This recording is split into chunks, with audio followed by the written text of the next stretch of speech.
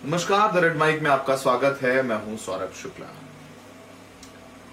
एक आवाज है जो इस सत्र में संसद में नहीं गूंजी, जो वहां नहीं सुनाई दी। वो आवाज है संजय सिंह, जो आम आदमी पार्टी के राज्यसभा सांसद है। वो इस वक्त जेल में है। उन्हें लगभग 3 महीने हो गए। 4 अक्टूबर को उनकी गिरफ्तारी हुई थी। हाल ही में कोर्ट ने उनकी जमानत याचिका भी खारिज कर दी है। उन पर आरोप है कि उन्होंने 2 करोड़ रुपए लिए लिकर पॉलिसी वाले मामले में। जांच चल रही है, ट्रायल चल रहा है, महीनों लगेंगे। उन तमाम पहलुओं पर बात करने के लिए हमारे साथ अनीता सिंह हैं, जो कि संजय सिंह की पत्नी। अनीता जी, बहुत बहुत शुक्रिया हमसे बात करने के लिए। आपको नमस्कार, सभी साथी को।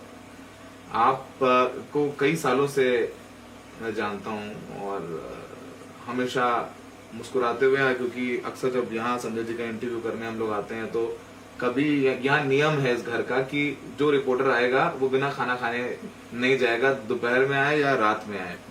और अभी जब हम यहाँ पहुंचे तो भाभी ने कहा, नहीं आज तुम बिना खाना खाए या बिना पानी के चाय के जा नहीं सकते, भैया नहीं है।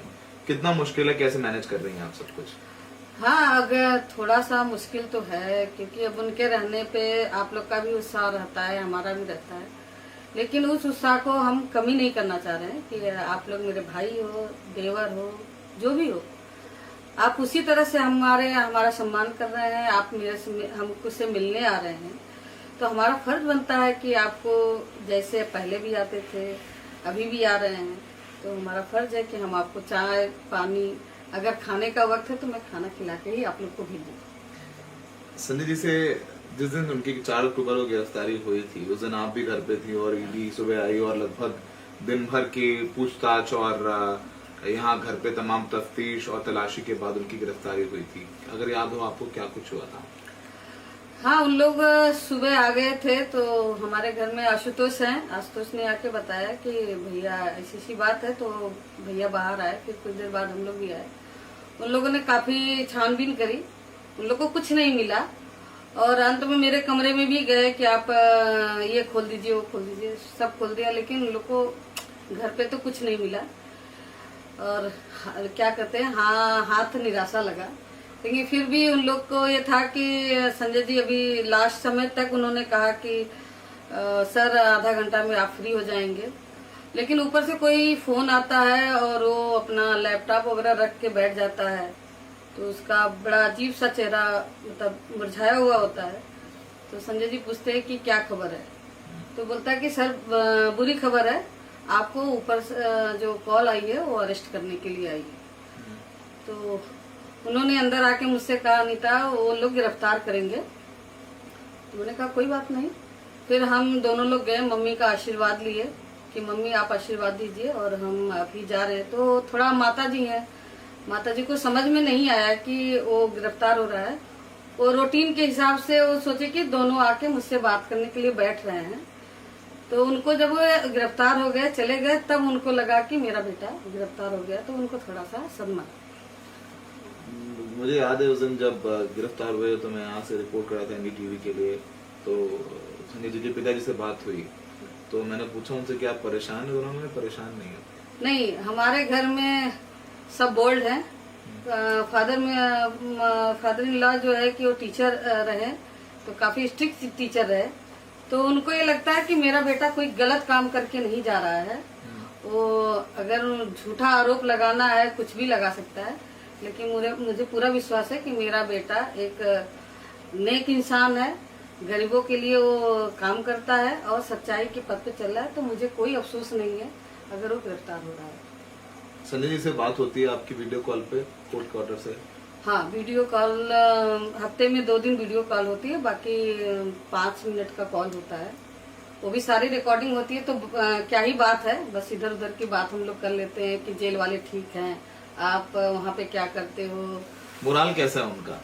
वो बहुत स्ट्रांग है।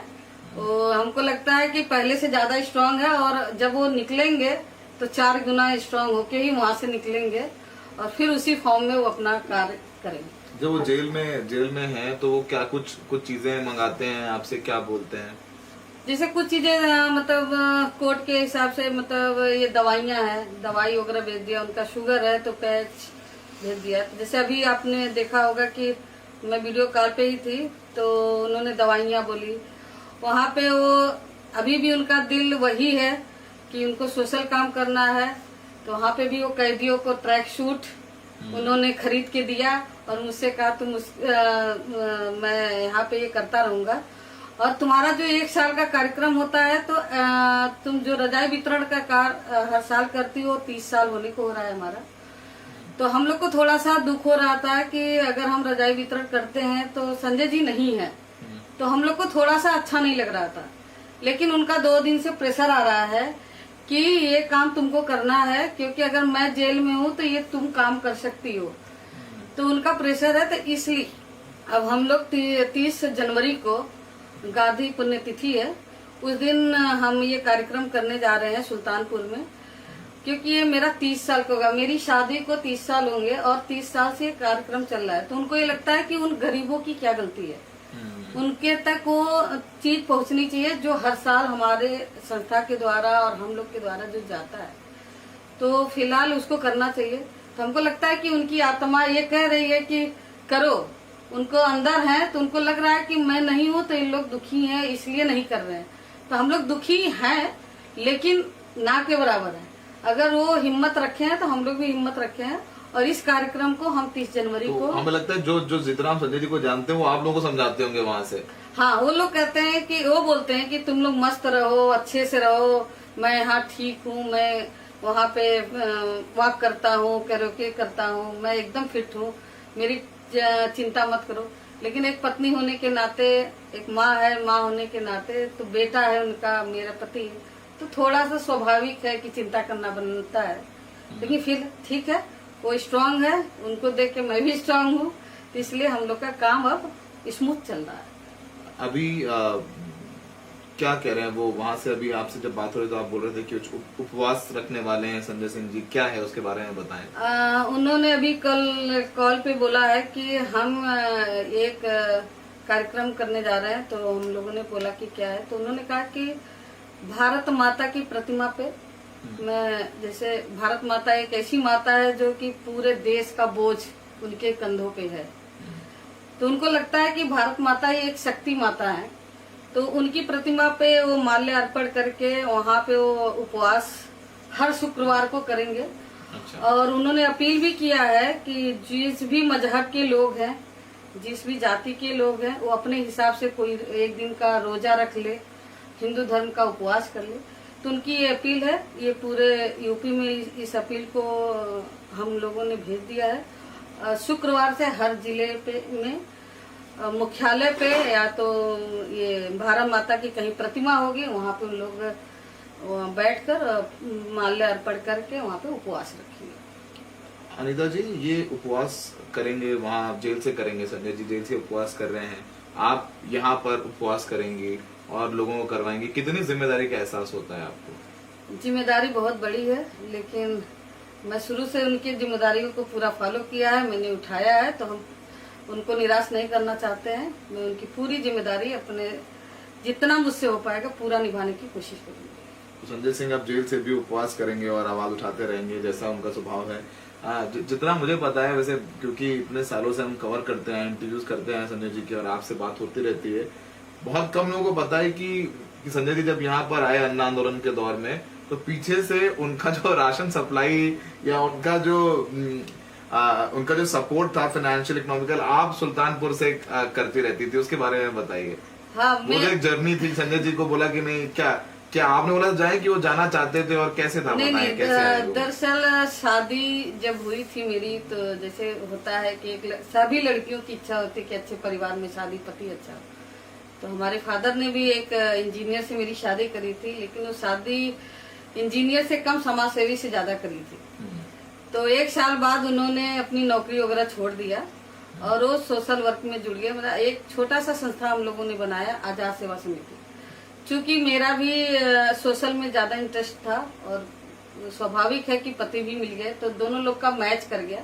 तो 94 में आजाद सेवा समिति बनी, जिसके थ्रू हम लोगों ने शुरू में 50-100 कंबल से मैंने शुरुआत किया है हम लोगों ने, और ब्लड डोनेशन, गरीब लड़कियों की शादी करना, और जो भी आर्थिक मदद हो सकती है, शारीरिक मदद हो सकती है, तो पूरा हम दोनों लोगों ने किया। और ऐसे ही मेरी हम ट्रेनर थे, हम ट्रेनिंग देते थे।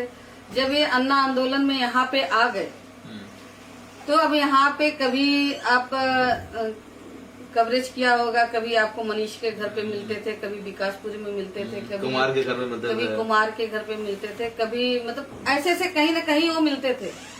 जब उन्होंने तिलक ये जनकपुरी में रहना शुरू किया, तो जब हम पहली बार यहाँ पे उस घर में आए, तो न खाने का सामान था, न बर्तन था, न कुछ नहीं था। कैसे इन लोग कर रहे थे मुझे नहीं समझ में आ रहा था।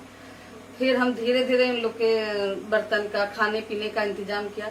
फिर इन लोग ने मेरा बेसब्री से 1 महीने पे इंतजार करते थे कि भाभी आएंगी सैलरी लेकर, और हम लोग को राशन भी रखेंगी और 500 रुपया भी मिलेगा। तो इन लोगों को हम 500 रुपया भी देके जाते थे। बच्चे हमारे बहुत खुश रहते थे उस 500 रुपये में भी, और कि चलो भाभी आई है, तो लगता था कि कोई घर में गृहिणी आ गई है। हाँ। तो इन लोग की सारी व्यवस्था करने के बाद मैं 2 दिन में फिर वापस चली जाती थी। वहाँ स्कूल? हाँ, वहाँ पे स्कूल मुझे देखना होता था, और हम कई जगह ट्रेनिंग पे भी जाते थे। तो मेरा काम शुरू से ही रहा। मतलब ये कहा जाता है ना कि जब पत्नी काम करना चाहती है या पढ़ना चाहती है तो पति सपोर्ट करता है, लेकिन संजय जी के पॉलिटिक्स में आपने उनको सपोर्ट किया कि नहीं तुम चिंता मत करो, मैं सपोर्ट कर रही हूँ। उनको तो ये भी नहीं पता था, बच्चों के तो ये जाते थे, पेरेंट्स मीटिंग होता था, उसमें अगर वो जाते थे तो उनको तो बच्चे का नाम भी नहीं पता होता था कि दोनों बच्चों का नाम क्या है। फिर वो मुझसे फोन करके पूछते थे कौन सी क्लास में है। स्कूल का नाम, घर का नाम पता होता था। हाँ, घर का नाम पता होता था। तो स्कूल में जाके घर के नाम से बुला कहते थे कि तब्बू और उत्तू यहाँ पे हैं। तब वहाँ पे तो उत्कर्ष और वर्तिका नाम है।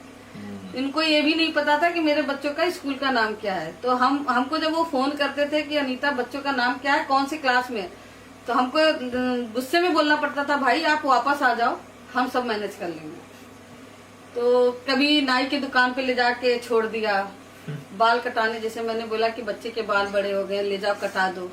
बच्चे के बाल कटाने जाते थे, नाई की दुकान पे छोड़ के और गोमती नदी सफाई करने चले जाते थे। बच्चे वहीं पे रोते थे, फिर मुझे किसी को भेज के उन बच्चों को मंगाना पड़ता था। तो बच्चों के प्रति, घर के प्रति थोड़ा लापरवाह थे, लेकिन समाज के प्रति और गरीब के प्रति वो एकदम, अगर उनको 4 बजे कहा जाए कि आपको 4 बजे वहाँ पे पहुँचना है, तो 3 बजे उठ के 4 बजे पहुँच जाते थे। लेकिन घर के काम के लिए अनीता ही नफ थी। आपने पूरा घर उनसे घर से उनको फ्री कर दिया। हाँ। कि आप अपना पॉलिटिक्स और समाज सेवा करो, मैं घर आपका संभाल रही हूँ। पूरा मैंने संभाला, और जितना मुझसे जितना भी हुआ मैंने उनका पूरा सपोर्ट किया। और आज तक 30 साल हो गए, हम लोग में कभी खटपट नहीं हुआ, झगड़ा नहीं होता कभी, इस मैटर पे कभी नहीं हुआ। मुझे ये लगता है कि अच्छे काम कर रहे हैं, नेक काम कर रहे हैं, तो सपोर्ट करना चाहिए। और जैसे कोई पति दारू पीता तो बीवी चिढ़ती, इस तरह का कुछ था नहीं। तो मुझे लगा कि अच्छा काम कर रहे हैं। जेल भी गए वो, जेल में भी गए, तो जैसे कि सब लोग कहते थे कि अरे भाभी वो तो जेल चले गए, अब आप व्रत रखे हो तो आपके, तो मुझे पूरा यकीन होता था कि जेल तो गए और शाम तक वापस आ रहे हैं। वो शाम को वापस भी आ जाते थे प्रदर्शन करके, वो प्रदर्शन करके। कभी कभी मतलब 15 दिन के लिए जेल में रहे हैं वो। कोको कोला आंदोलन उन्होंने बनारस में किया था, तो वहाँ 15 दिन के लिए जेल में थे। सुल्तानपुर में भी रहे, घेरा डालो, डेरा डालो, दुनिया भर का कुछ कुछ होता रहता था। लेकिन ये है कि इस बार बहुत लंबा हो गया। इस बार अब आप ये बोल सकते हो कि गुनाह नहीं है कोई। अभी क्या सरकार चल रहा है मुझे नहीं पता है, किस बेस पे उनका रखा है। लेकिन मुझे जहाँ तक अभी लगता है कि पार्लियामेंट में अगर आवाज उठाने वाला कोई था तो संजय सिंह थे। अडानी, अंबानी और मोदी जी को अगर बोलने वाला कोई था तो संजय सिंह थे। उन्होंने लेटर लिखा था जेल से कि जो उन पर कार्रवाई हुई है वो अडानी के खिलाफ जो आवाज उठा रहे हैं। हाँ, उन्होंने जो वहाँ पे प्रधानमंत्री का भाषण था और 1.5 घंटे उन्होंने अडानी अंबानी भाई भाई बोल के देश बेच खाई में लगे। तो हमको लगता है ये पर्सनल खुन्नस है, कोई उनके ऊपर कोई आरोप नहीं है। 2 करोड़ रुपए जो उन्होंने लिए यहीं पर घर के पास में आकर के, तो यहाँ पे दिल्ली सरकार ने सीसी कैमरे लगा रखे हैं, हर गली मोहल्ले में लगा रखे। सीसी कैमरे से पता कर ले किसने, कौन ले आया, कौन दिया, किसने लिया। ये तो उनको भी पता है कि सारा झूठा है, ये किस तरह से संजय सिंह को जेल में रखा जाए, ये पॉलिटिक्स है। ये चुनाव तक हमको लग रहा है रखेंगे, क्योंकि अभी 3-4 जगह का चुनाव था। आप कहीं नहीं देखे होंगे, पार्लियामेंट में देख रहे हैं शीतकाल सत्र चला, कोई आवाज नहीं आपको उठाने वाला मिला। संजय सिंह जी अपना वहीं उनको निकाला गया, सस्पेंड किया गया, पार्लियामेंट तो वहीं गद्दा बिछा के सो रहे हैं। जब भी सस्पेंड होते हैं तो मुझे खबर आ जाती है कि सस्पेंड, मैं यहाँ से गद्दा, तकिया, खाने पीने का व्यवस्था, वो रात में भी वहाँ पे रुके हैं। वो उनका हमको लगता है जन्मसिद्ध अधिकार हो गया आंदोलन करना। तो आंदोलन बाहर रहेंगे तब भी करेंगे, आज अंदर हैं तो तब भी करेंगे। वो आंदोलन वो करते ही रहेंगे और देश मतलब गरीबों की सेवा करते रहेंगे। उनसे जैसे छोटा छोटा चीज है, अंदर वो अभी गए हैं तो उनको लग रहा है कि बहुत छोटी छोटी चीजें हैं। कोई कैदी है 10,000 के लिए जेल में है क्योंकि उसका कोई जमानत नहीं करा पा रहा है, कोई 20,000 के लिए है। तो उनको लगता है कि शायद हम कुछ कर पाए, तो इसलिए अब हम लोग कोशिश कर रहे हैं कि उन बेगुनाहों को और जो बिना वजह जेल में हैं, सजा काट रहे हैं, तो उसमें भी हेल्प हो सकता है। जो मुझसे हेल्प हो पाएगा वो भी हम करेंगे। किताबें वगैरह मंगवाते हैं, कौन सी किताबें मंगवाते हैं? किताबें उन्होंने बहुत सारी मंगा रखी थी। ये रघु जी की किताबें थी, जाति प्रथा, भगत सिंह है, नेल्सन मंडेला है, और ऐसे से करके उन्होंने 16 किताबें मंगाई थी। वो अभी भगत सिंह पढ़ रहे हैं और अभी कॉल पे बोला है कि 3-4 किताब का नाम उन्होंने अभी और दिया है। दुर्गा भाभी की किताब, दुर्गा भाभी पढ़ेंगे और कुछ है जो भी है, हीरोज ऑफ रशियन रेवोल्यूशन। अब उस किताब को हम मंगवाते हैं, फिर उनको भेजते हैं, वो पढ़ते रहे। उन्होंने उसमें नेल्सन मंडेला पढ़ रहे थे तो हम लोगों ने उसमें मजाक बनाया था थोड़ा सा, आपको बता दूं। नेल्सन मंडेला पढ़ रहे थे, 27 साल जेल में था वो। तो अभी हमारी और बात होती है तो जब वो जेल से बाहर गया, नेल्सन मंडेला की वाइफ ने दूसरी पार्टी बनाई, घर बनाया, और वो जब बाहर निकला तो उसको तलाक दिया। तो हम लोगों ने, जब हम लोग के हस्बैंड जैसे मनीष जी भी अपनी वाइफ को यही कहते हैं कि भगत सिंह थे, गांधी थे, नेल्सन मंडेला था, उनकी बीवियों से किसी ने पूछा कि वो कितना कष्ट में थी? हम तो आए हैं पूछने आपसे। आपने पूछा, मैंने बताया। नेल्सन मंडेला ने तलाक दे दिया था, इसके विषय में आप क्या करना चाहते हैं? लेकिन नहीं, हमको तलाक नहीं देना है। उसका क्या रीजन था मुझे नहीं पता, लेकिन मेरे लिए संजय जी हैं, संजय जी ही रहेंगे और हमेशा के लिए रहेंगे। मैं उनका साथ दे रही हूँ, देती रही हूँ, आगे देती भी रही। मनीष जी की वाइफ से भी आपकी अच्छी बातचीत, दोस्ती वगैरह है, उनकी हेल्थ वगैरह आप लोग आपस में बात करते हैं? मैं आपस में बात करती हूँ, अब हफ्ते में 1 दिन 2 दिन में जाके उनके घर जाके हालचाल भी लेते हैं, उनसे बातें करते हैं, उनको हम हिम्मत देते हैं। थोड़ी उनकी तबीयत खराब रहती है तो थोड़ा सा इमोशनल हो जाती है, लेकिन लगता है कि हम जाते हैं तो थोड़ा सा उनको अच्छा लगता है। मनीष जी से भी बात हो जाती है मेरी, और मनीष जी भी पूछते रहते हैं कि अनीता भाभी आई कि नहीं। अगर हम नहीं भी गए होते हैं तो सीमा भाभी बोलती कि हाँ अनीता भाभी अभी आई थी और गई। तो उनको लगता है कि आप देख लेंगे सीमा जी, आपसे उनसे अच्छे संबंध है आपके, तो वो पूछते भी रहते हैं। अगर हम 1-8 हफ्ते में नहीं गए तो झूठ भी बोल देती हैं कि हाँ भाभी आएगी, उनको अच्छा लगे कि हाँ भाभी आती जाती रहती है, तो मुझे अच्छा लगता है। जिस दिन संजय जी अरेस्ट हुए थे उस दिन अरविंद केजरीवाल जी भी आए थे, वो भी हालचाल लेते रहते हैं, बात होते रहते हैं। हाँ, उनसे भी बात, एक बड़े भाई का जो फर्ज होता है वो निभा रहे हैं, वो हालचाल भी लेते रहते हैं। दिवाली पे भी आए कि जैसे एक बड़े भाई होने के नाते कि जैसे उनको लगा कि परिवार में ऐसा न लगे कि संजय जी जेल में हैं तो सब लोग दुखी हैं, तो पूरा मोरल सपोर्ट किया उन्होंने। आए पति पत्नी दोनों, सुनीता भाभी भी थी, अरविंद जी भी थे, हाल चाल लिया और बातचीत करे और कहे आपको टेंशन लेने की जरूरत नहीं है, सब अच्छा होगा। आपके 2 बच्चे हैं, तब अब आज क्योंकि उनको जानता हूँ, उनका नाम है मेरे को तब्बू और तो ही पता है। अब वो जब इंटरव्यू देखेंगे तो लड़ाई करेंगे आपसे आकर के, घर का नाम आपने बोल दिया उनका, तो उनको भी आप समझाते हैं, वो भी। मेरे बच्चे भी बहुत ही स्ट्रांग है, और आपने शायद वीडियो कॉल में देख भी लिया कि बच्चे कैसे बात कर रहे थे पापा से। तो थोड़ा सा शुरू में हुआ, फील हुआ बच्चों को, लेकिन वो है कि बच्चे शुरू से उनको देख रहे हैं। आज मेरा बेटा भी कहता है कि अरे पापा जेल गए हैं तो कौन सी बड़ी बात है, शुरू से ही तो आंदोलन करते देखा है, मैं बचपन से ही तो आंदोलन करा, मुझसे भी आंदोलन करवा रखा है उन्होंने, बिजली के अगेंस्ट आंदोलन बच्चों से करवा रखा था। तो बताता है कि पापा मेरे अच्छे काम कर रहे हैं, तो हम लोग भी पापा का पूरा सपोर्ट कर रहे हैं, हम लोग भी मेंटली प्रिपेयर हैं और स्ट्रांग हैं। आप ये कहती हैं कि चुनाव तक अंदर रखेंगे, तो एक लंबी क्योंकि अक्सर क्या होता है कि आप शारीरिक तौर पर टूटे ना टूटे, मेंटल मानसिक तौर पर टूटने की संभावना हमेशा रहती है। तो वो मोटिवेट करते हैं, आप भी जो बातें कर रही हैं काफी मोटिवेटिंग बातें कर रही है, पर कभी अकेले जब चुपचाप बैठती होंगी तो लगता तो होगा, फील हाँ, तो होता नहीं, होगा। वाजिब सी बात है एक पत्नी को क्योंकि सौरभ शुक्ला से बात कर रही हूँ तो मुझे स्ट्रांग रहना ही है, और वैसे भी रहती हैं, और चूंकि लोग देखेंगे तो वो संदेश जाना चाहिए। लेकिन अकेले जब बैठती हैं कि ठीक है भाभी सबके लिए, लेकिन भाभी के लिए भैया थे और वो इस वक्त जेल में हैं, तो वो नहीं, वो थोड़ी कमी तो खलती है, उनको भी खलती होगी। ऐसा तो नहीं है कि वो जेल में है तो उनको मेरी कमी नहीं खल रही होगी, उनको भी खलती होगी, मुझे भी खलती है। अकेलापन लगता है थोड़ा, लेकिन अपने आप को मेंटली हम प्रिपेयर करते हैं कि नहीं, अगर मैं टूटूंगी तो शायद वो अंदर से टूटेंगे। नहीं, जमावड़ा लगा रहता है यहाँ पे भी। आप जैसे नहीं कि संजय जी रहते थे तो काफी लोग बैठे रहते थे, क्योंकि हम लोग को याद है कि पहले इंटरव्यू से पहले बैठो, चाय पियो और 4-5 तरीके की बातें हुई कि वो गाना सुने हो कि नहीं सुने हो।